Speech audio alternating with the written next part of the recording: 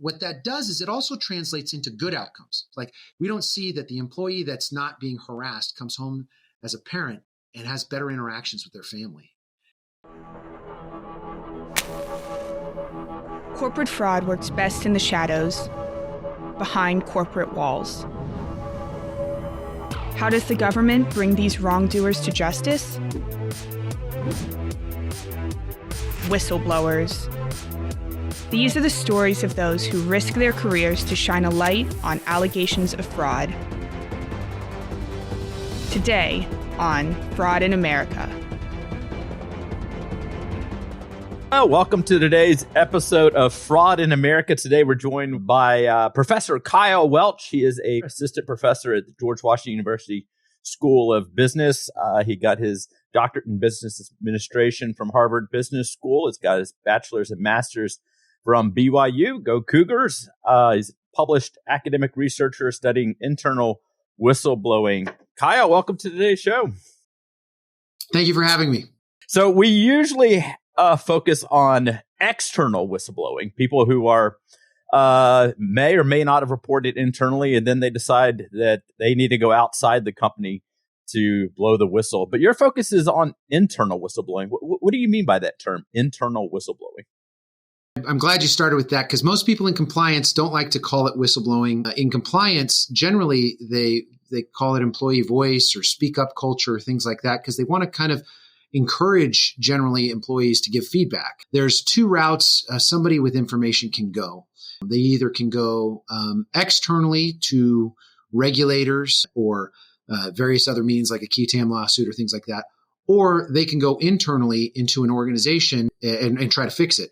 And the evidence we do have from information out there is most of the whistleblowing that we see happens internally first before it's external, which is usually the best place to get these problems solved, assuming that you have good leaders and good managers that want to change, want to improve things. If my notes are right here, you did a research on 2 million internal reports. Can you talk about how that study came about, what results you found from that? Yeah. So like you said, I'm a professor at George Washington University. I get compensated based on doing research that's interesting and having impact is basically the summary of it. And so every academic's trying to figure this stuff out. And I had a list of ideas on my wall of things I was trying to get tenure and do things like that. And one of the top things that was up there is, figuring out data that is really important that is like we haven't scratched the surface of. And so when I was doing an internship with Ernst & Young when I was in my undergrad, I was in a break room and I saw this poster for this thing called Ethics Point. And Ethics Point is run by Navex Global. It turns out they actually almost every large organization and corporation, public and private, Navex is the go-to. They're the largest organization out there with these systems. Yeah. And I reached out to them, and my comment in reaching out to them is related to this problem that we see in this area with data, and that is the censoring of information. The censoring of information is that the data you have might not be the complete set of the population. And if you can be aware of when that's happening, you'll avoid making bad decisions. And so the example that's always used is an analogy with what was happening during World War II in airplanes. What they wanted to do is they wanted to keep airplanes in the air, the Allied forces did. And so they did an analysis of, okay, let's look at all the planes that come back and let's see where the bullet holes are. And they did the analysis and they found that there were bullet holes in the wings and in the tail of the airplane. They said, okay, this is where the bullet holes are. Let's fortify these areas because this apparently is where the planes are getting shot. Right. And the problem is that they started on this process and quickly a data analysis guy stopped them and said, no, your data's censored. If you reinforce the plane in these areas, what you're doing is you're protecting the plane in areas that can get shot and the plane can still fly. The places where you don't see any bullets, those are the places you need to reinforce because that's the place that the planes go down and crash. Yep. And what's happened with this narrative with whistleblowing is that there's a lot of experts out there, and the experts are based on being a litigator and suing or observing things in the news. And the problem is with those two aspects is that we are getting censored data associated with employees speaking up. And the censoring of that data gives us a set of all the failures associated with employees speaking up.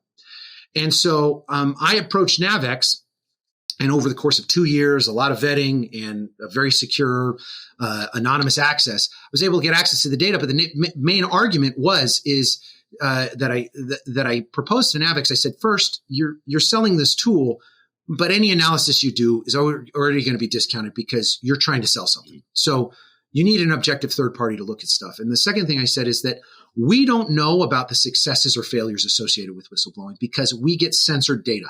The only information out there is lawsuits and fines and stuff in the news, which is always going to be the negative stuff and failures. There's never a company that comes out and says, guess what, guys, we found a serial harasser and we just canned them. We just want to put out the press release so everybody knows. They don't do that. Well, we discovered a fraud in our system. We fired the person. They just don't do it. They don't want to highlight anything bad. It's almost like every organization is on a first date. So they don't want to highlight anything that they fixed or corrected in their past life. And so we did this analysis on this data set, and it's over 2 million observations across organizations. And we focused on public companies mainly for the reason of we can get controls on other variables that might factor how much they put into compliance. So we can get industry controls, profitability, what size assets they have, number of employees. These type of things are all going to factor into how many reports they get in their area or expertise. And so we did an analysis, and we did this analysis, and we found a lot of counterintuitive kind of results from doing it. Wow. And what were some of those counterintuitive results that you came across?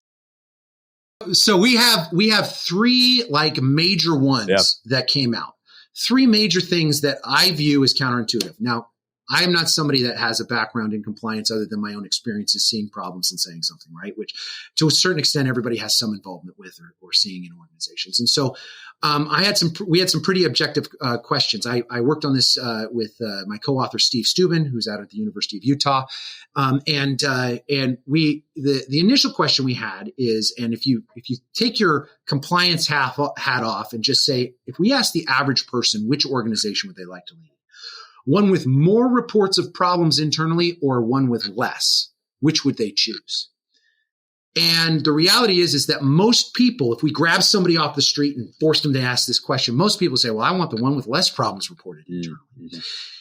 And the problem is that if you selected that organization, all else equal, right? Yeah. You select that organization, you are selecting an organization that is going to have more fines, greater amounts in those fines, more lawsuits that are material, and greater settlement amounts in those lawsuits. In addition, the organizations that have fewer reports are also usually younger, have worse governance, and a slew of other things. There's across the board, you would rather be leading an organization with more problems reported internally, mm-hmm. which goes counter to what first blush would be, because we would think there'd be a one-to-one relationship associated with people speaking up and problems. Yeah. Turns out that's not the case. Turns out good organizations have a lot of speak up with their employees, and they utilize it. And so the employees do it a lot. And so as a result, these organizations get ahead of problems before they become lawsuits, fines, and big problems for involving regulators. And so that's the first big counterintuitive result that we got related to that. That's really interesting. And certainly we've seen that play out on my side of the shop. The people who come to us are the ones that usually can't find an ear within the company. They're more compliant officers than compliance officers. So that certainly seems to play out on our side as well. When we looked for these results, I was fully expecting to get that result, the result of the intuitive result mm-hmm. that, we see more problems, we'll see more reports. And it's a really kind of a narrative that you don't see play out in the public space. And that is that, I believe this, I think the average person that's out there, when they see or hear a problem, they know it's wrong and they want to act and do the right thing. And so the narrative that is frequently pushed is that if you say something, you're going to be out of a job, you're never going to work again, you're going to have your life turned upside down. And from what we have at this set is that it turns out the average manager is actually not that bad, and is actually likely making actions that are positive related to this.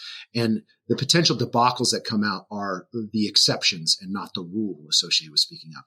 Mm-hmm. There's in talking to a lot of different people on this show, the evidence of whether or not a company is serious about compliance is evident to the person that works inside there, right? A lot of people talk about the code of ethics being chiseled into the marble of the lobbies you walk in. And I've seen these. That was true at Enron, right? The lobby had the code of ethics literally chiseled onto the wall. Which was interesting with Enron because they did have transparency, but there was a missing I'm an accounting professor, so I'm very familiar with Enron. Right. The crazy thing is that they were following the accounting rules, but they were not following the ethical rules.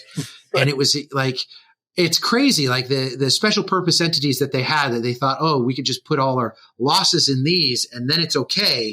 It's a complete breach of fiduciary duty, regardless if it's okay with whatever accounting standard rule that existed at the time. It's kind of crazy, but yeah, weird. Yeah, Arthur Anderson played a role for them, giving them a nice stamp of approval, right? Yeah. So one of the examples I like to give on this that is, I think, a crystal clear example of where employees are actually with their behavior and internal speak up is the Tuskegee experiments. So the Tuskegee experiments, if you recall, were the experiments that the United States government did on the African-American male community in the South associated with Tuskegee University. And this was all approved. They said, let's study what syphilis does when it's untreated. Mm-hmm. And they conducted this study over a period of time when there was a cure to syphilis that was known. And there was a guy, Peter Buxton, that he basically heard about it through the network. So not firsthand, heard about it and said, this is horrible. So he sent a letter in, said, hey, this is bad. Got nothing back. Then the riots of the late 1960s happened. He sent another letter in. And then they did a blue ribbon review panel and they still allowed it. Wow. He reported this over the course of 3-4 years, twice to the people in charge.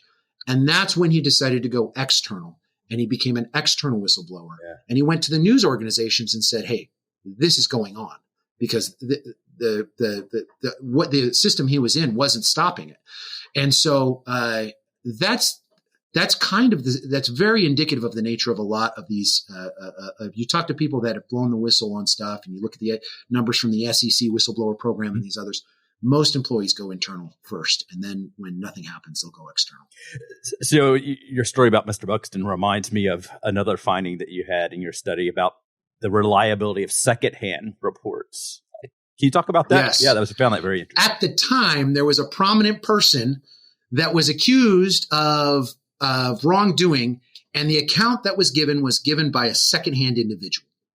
At the time, we were like, whoa, so this is actually being questioned, because there was a very, very strong discounting of somebody that didn't have a firsthand witness of something happening, and them being a technical whistleblower. Can you be a whistleblower if you didn't have a firsthand account? And anybody in compliance says, yes, you can. It's called a tip line for a reason. It's a tip. It's a tip. It's not the whole case that you can prosecute in court. It's a tip. And so as a result, yes, of course you can. But what we didn't know is we didn't know the usefulness of these reports. But we did in the data that it turns out when you actually go and fill one of these out, matter of fact, any of your listeners want to go, you can look at your organization. They most likely have a NAVEX system. You can go see what the report looks like. And one of the drop-down options on the system is, did you witness this firsthand or is it secondhand? And it has a couple different options for secondhand. And so we had this 1-0 kind of identifier for, was somebody a witness or were they secondhand? And how we often think about secondhand reports is, again, we don't realize the censoring of the data. We think we get all the data. And so firsthand account versus secondhand account, which one we're going to pick? Well, that's a huge assumption. That's assuming that we're actually going to get someone giving us a tip firsthand. Yeah. There's another problem too in the systems is that a lot of times when people have a firsthand account, that includes firsthand things that are kind of self-serving. So for example, I'm less inclined to submit a claim that your thermostat is always broken in your office. That's a frivolous claim, right? But people often submit self-serving and frivolous claims firsthand, but not secondhand. The secondhand has almost a filtering effect associated with the individual submitting it. So what we did is we looked at the analysis, and it turns out firsthand reports versus secondhand reports. The secondhand reports have a stronger information signal. What that means is that doesn't mean you toss out firsthand reports. What it means is that on a per report basis, the secondhand reports on average will have more substantiations in that stack than firsthand reports. That doesn't mean that you throw out firsthand reports. I have to say this to all the people. Yeah. Doesn't mean you throw out firsthand reports.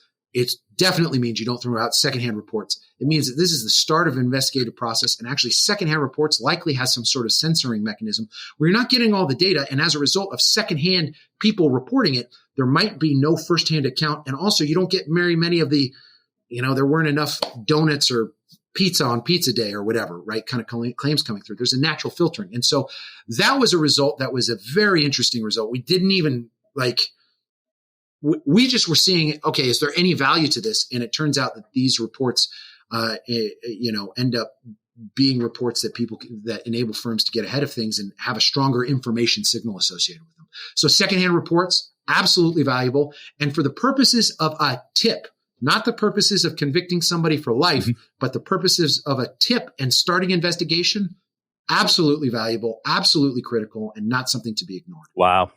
So for 23 years, the False Claims Act included language that if there was a public disclosure, you couldn't qualify as a relator unless you qualified for the original source exception. Not to put on my legal nerd hat too much, but that exception was narrowly defined to say that you had a direct and independent knowledge of the fraud. So cutting out secondhand relators, people that have information, it was amended in 2009 to allow for those people who have information that materially adds to what's out there. So it allows for this secondhand, and really supported by your research. This was done years before your study came out. It's very interesting. Yeah, it's one of these things that, like, sometimes we have philosophies that we know are right in one setting, but are completely wrong for the other. Yeah.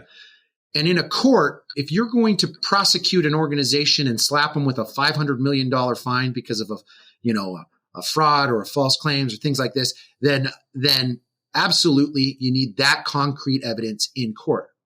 But if you're an investigator, you use any source. I mean, every parent that is potentially listening to this gets that. In my family, if my 3-year-old comes down, there's a problem with the source. He's 3. But if he mentions something about somebody else in the family doing something and he's like, I don't know, I don't care. I'm investigating. I'm doing the investigation. Same thing with these tips. It's a tip. It's not case closed. Everything's on the plate. It's the start of an investigation. Amen. So what is the third thing, Kyle? You mentioned there was 3 Okay. things. So this one so it's kind of bad that I come out of the gate with this, but this is the type of stuff that we're looking for in research. What you want to find in research is you're looking for things that are counterintuitive, because if you would have intuitively landed on it, what's the point of even doing the process? And so one thing that we noticed when we were examining the secondhand reports, we looked at anonymity. And the idea here is that we have a natural bias when it comes to anonymity, in the sense that we think that reports that are anonymous must have important information in them, because why would this person be scared of saying something, right? And there's some intuition with that. And there's also the other side of that. Well, if somebody feels so confident in what they see as being wrong, they shouldn't be scared and have their name. And so there's actually this wrongly viewed way of looking at anonymity as a binary choice. You're either anonymous or not. And the idea is to think about, okay, there are different ways you can be anonymous other than just disclosing your name. And there's a potential spectrum here. And the idea here is that you have this first case where you have high transparency of what happened and the name. Then you have the other case of no name, high transparency.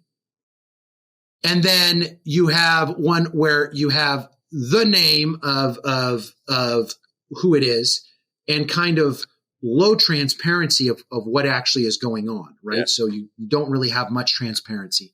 And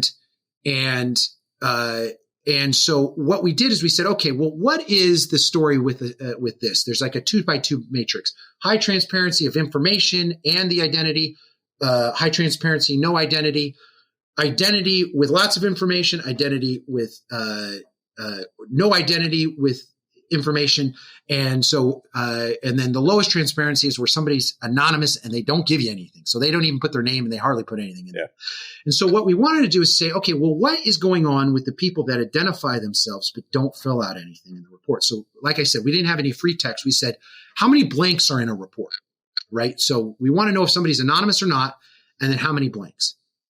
And what we found was something interesting is when we sort into these categories and look at the information signaling, you would think that the person that identifies themselves and has a lot of information is the most useful, potentially, depending on what your priors are, right? Yeah. Or somebody that's anonymous and has a lot of information about what happened is the most useful because you're starting an investigation. You need information about what's happening.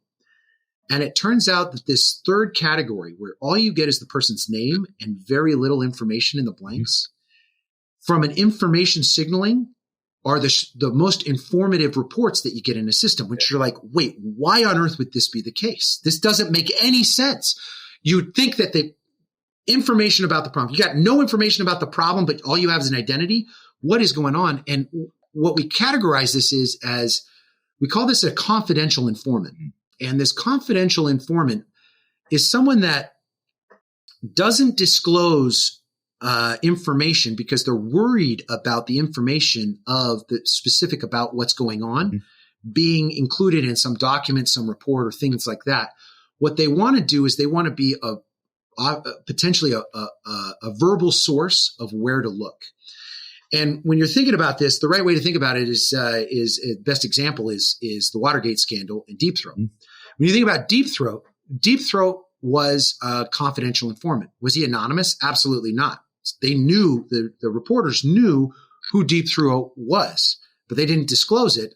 And Deep Throat didn't actually give any documents. My understanding of the history of it, he didn't give any documents. He didn't give any information other than look here. You know, the coin for the phrase supposedly in the movie is follow the money, right? And the advantage of that is really borne out in this investigative process is that humans are incredibly important, not only for identifying problems, for investigating problems, because what happens with that informant is that you can actually interact and say, look, I looked over there and everything looked fine.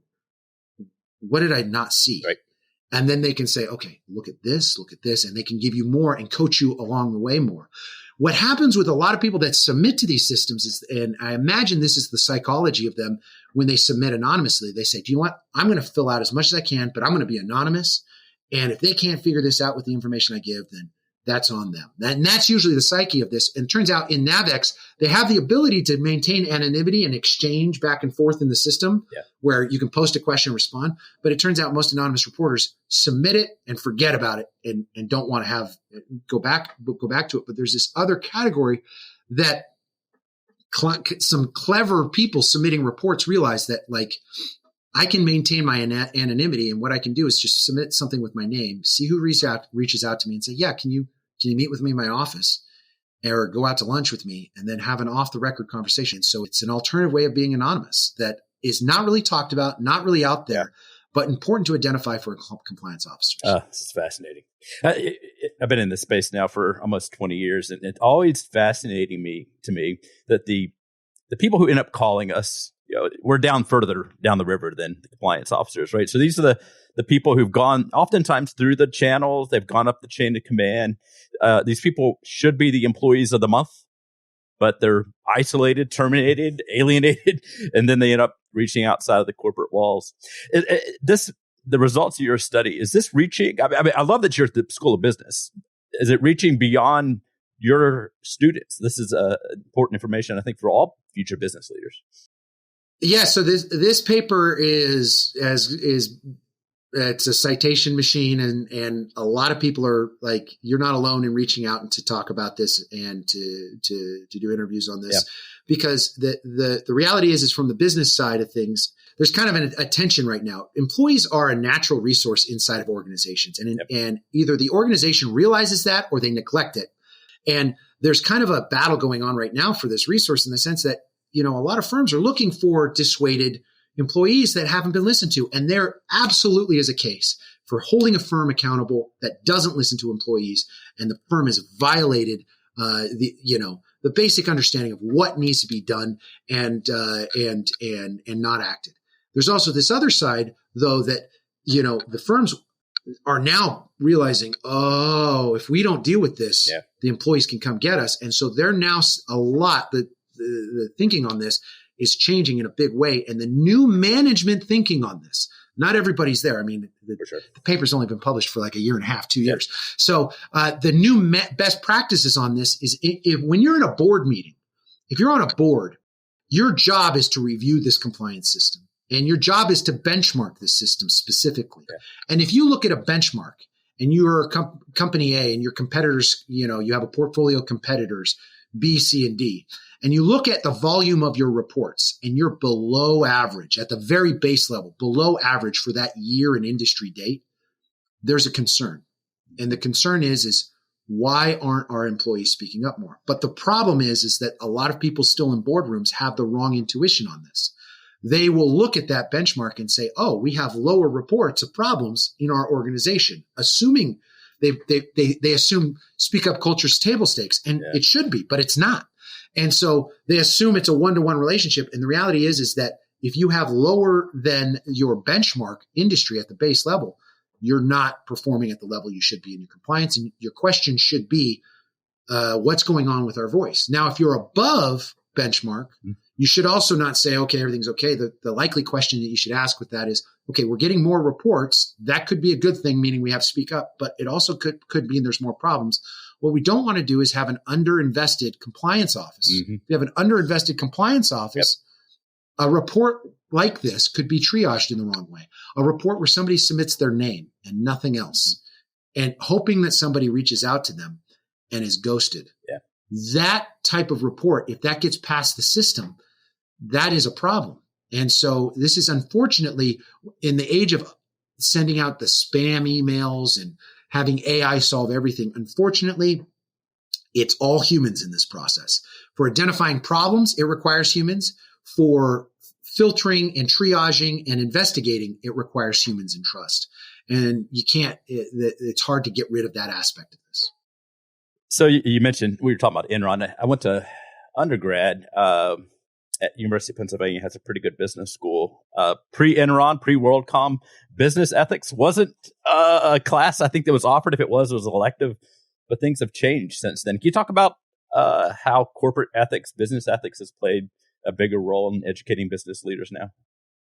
Yeah, a lot of times ethics has been treated as somehow like church and school. Yeah. In the sense of, or church and business type of thing, as far as like a moral, higher value type of thing. And the reality is that I think that framework is fine if you're religious, but there's a lot of non-religious people that are out there. Right. Probably the more capitalistic and American way to look at this is short-termism versus long-term.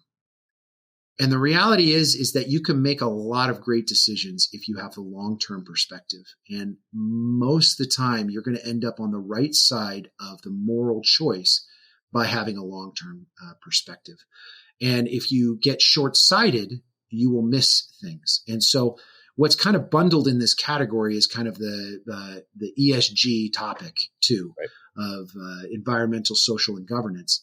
And I believe when this long-term perspective's taken, there are advantages that are very intangible, harder to measure, and usually seen not in the next quarter, but further out from that the company benefits from. Probably the best example of like a costly ESG effort, but I believe it was Merck and ivermectin. What Merck did with ivermectin in Africa and other third world countries, ivermectin was this drug that solved this horrible disease that caused blindness. I think it was called river blindness. And if you just took a dose of this ivermectin, a few doses of this, you're cured. You don't have to go blind. The problem is all the places that needed this drug didn't have money. And Merck made this really interesting, very counterintuitive to the short-term capitalist kind of view, is they said, you know what? We can solve this problem. We can make people not go blind that don't need to go blind. And they just spent the money on it. Wow. They said, we have the profits. We see a problem. This is going to be huge for humanity.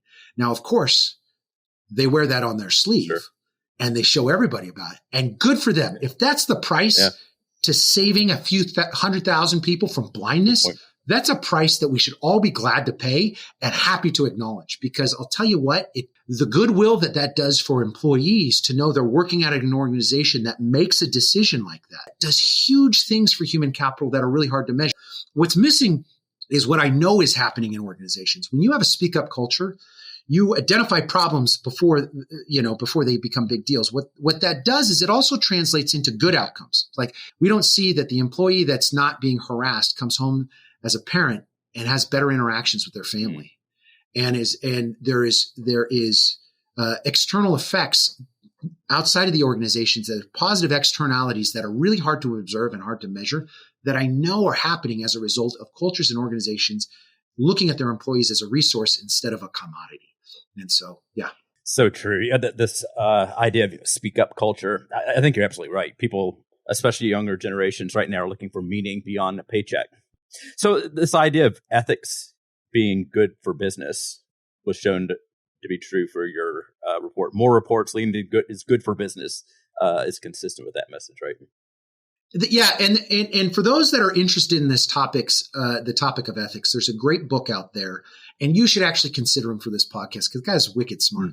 His name is Adam Edmonds, and he has a book called Grow the Pie, and I think it is the single best book in this area in talking about it. And he's actually someone that highlighted this to me. There's the often cited capitalist side of the ethics and business is the article by Milton Friedman that says the only responsibility of an organization is to make sure a company has profits, right? And people basically read that title and assume they've read the whole paper. And the reality is that there's a phrase, there's a paragraph in the paper where Milton Friedman says it may well be in the interest of an organization to invest in its local community and in resources locally to attract talent and individuals. Wow. And it's often glossed over. And it turns out that is a huge factor associated with this push for ethics and how companies are viewed. So one of the things I found fascinating, I think I heard this on another show that you're on, talking about the Me Too movement, that women seeing other women standing up to power and highlighting concern has encouraged other people to stand up. Certainly that's the whole basis of this show, right? We're trying to spotlight whistleblowers to encourage other whistleblowers or potential whistleblowers to step forward. Can you talk about why that happens? Why this Me Too movement effect happens? Oh, yeah. Okay. Well, the first thing to start with is that there is loads of research. If you ever want to lose like 3 hours of your day, just Google social science experiments on Speak Up. And if you really want to get to the nut of it, you looked at Stanley Milgram and the Ash experiments.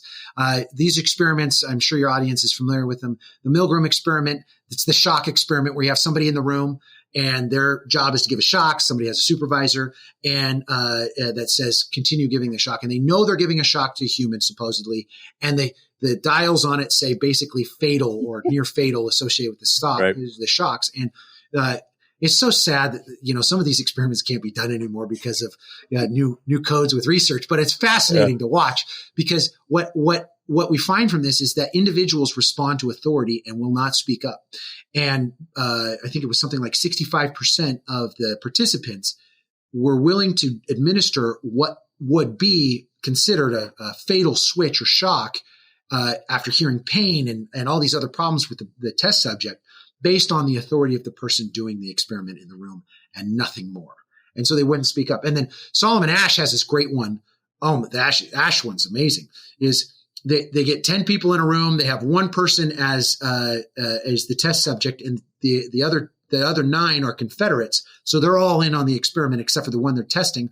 And they just ask them to compare the size of lines. Are you familiar with this one? Yeah, it's a great one. So they compare the size of lines. And so the first 2 questions, they all answer correctly. And then on the third one, the Confederates all answer the same way as the first person that gets asked. And then they ask the test subject last. 75% of the people were willing to say a line that was plain as day obvious, not the size of the line being said, was the size of the line being said, to go along with the group. Yeah. And there are so many examples of this. There was a news story from, I believe, the 1960s where they saw somebody murder someone in public and nobody did anything. Oh, yeah. There was a failure to act. And so it's almost like our evolutionary code of tribalism is to not say things.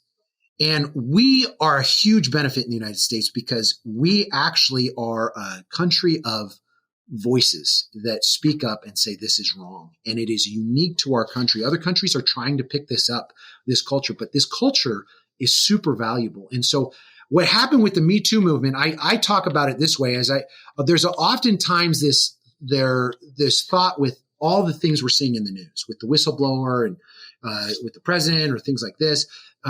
People have labeled this as like the age of fraud, or, all these reports are a bad sign of our democracy. And that's another example of the censoring of data.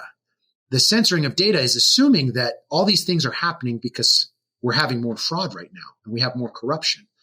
And I would say if you're going to actually perpetuate fraud or corruption right now as a leader of an organization, you have way more eyeballs on you now than you ever had in the past. There's way more ways of getting that information out, leaking it, talking and doing it. And so I would say the idea that the Me Too movement happened when it did in the late, 20 teens, it happened because there was more harassment. Most women would say that's probably not the case, that harassment has probably been at a steady level throughout humanity. And what has happened is that time period, what changed is the willingness of people speaking up. And what we're experiencing right now is not just for the Me Too movement. It's not that there's an influx of perverts. It's that the people have been more comfortable of speaking up. And the same things happen across the board with whistleblowing, is that regulators and individuals and organizations are realizing that this is a tool that helps make things better. And I can speak up. And in our research shows that in most cases that you speak up, you're not met with the huge cases of retaliation. The retaliation rates in the systems are actually pretty low. So that means that when you see retaliation, when you see problems, when you see an organization not responding, should there be a consequence? Oh yeah, because there's all these resources available to respond and to act, and they're not. So yeah. Wow. That's my 2 cents on it. Yeah. So Kyle, what's on the docket now? What are you researching now? Is there anything that we could highlight, or is it still in the oven? So right now, those, we're still looking into aspects associated with mandated reporting and how it impacts these internal systems. So we have Sarbanes-Oxley that mandated these systems inside of public organizations, and what happens to these systems with a mandate of that sort.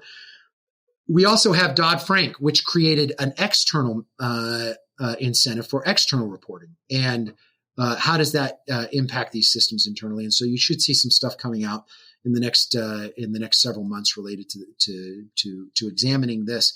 These are important things because the international community is just starting to get into this space and starting to leverage it. The EU has a commission that they actually have some pretty good rules around whistleblowing that they've put forward. What they're trying to do is figure out what's the right balance here. What's the right balance associated with encouraging whistleblowing and regulation and bounty rewards? Because there is a role to play for these bounty rewards for whistleblowing. There's also a role for organizations, and getting that right balance is important. And so I don't think the right thing is to take all the tools away from organizations and make everything external reporting. Mm-hmm. And I don't think the right thing is to make everything internal reporting and there are no bounties. The reality is that there's a productive tension here between the two, and that productive tension enables the best solution so that organizations are aware if they don't act, they're at risk. And externally, there is a tool to catch the bad actors so that things can change. Having the tension there, I think, will help with that regulation going forward. So we have stuff exploring those regulations and what the outcomes have been, not so much opinion, but what is the empirical outcomes associated with organizations as a result of these regulations. Very well said. And I look forward to seeing the results of that. I think it's really needed. Kyle, I just want to acknowledge you for the work that you've done. I think it's really important. It goes well beyond just our opinions, seeing some of the data that backs up some things, and cuts in the opposite direction on some other things. So I just really appreciate all the time and effort you put on this important front. No problem. And if anybody listening is interested in these papers, these are all the things I'm talking about are all peer-reviewed academic type of works. You can go to the more wonky website of SSRN. If you type in SSRN, Welch, you'll see my papers come up. Alternatively, if you're looking for something in an organization to just pass along as far as like a high level summary, we did an HBR article on this called "Throw Out Your Assumptions." About whistleblowing. And it reviews these initial findings and the counterintuitive findings associated with these systems. And we wrote it for HBR just to kind of get things out there so that the part of practice could learn from what we're doing in academia. Oh, that's great. So we'll put a link to the HBR article and as well as your website. Well, Kyle, thank you for your time. Next week, you're going to want to join us as we continue the conversation on the next episode of Fraud in America. We hope you enjoyed today's episode of Fraud in America. Today's episode was made possible because of the generous donation of longtime Taft supporter and whistleblower attorney David L. Herron. If you believe you have witnessed fraud against the government or fraud on the financial markets, we encourage you to visit our website at taf.org, where you will find a directory of member attorneys who represent whistleblowers across the country. On our website, you will also find additional information about our nation's various whistleblower laws and programs and a way to donate to our organization as we step forward in spreading information about whistleblower programs. This episode was edited and produced by Rachel Brooks, and our theme song is by Connor Chaos. A big thank you to our Taft staff and researchers of James King, Emma Bass, Jackie DeMar, Kate Scanlon, Max Boldman. Fraud in America is a project of Taxpayers Against Fraud Education Fund. The opinions expressed on today's show belong solely to the guest and are not necessarily endorsed by the organization.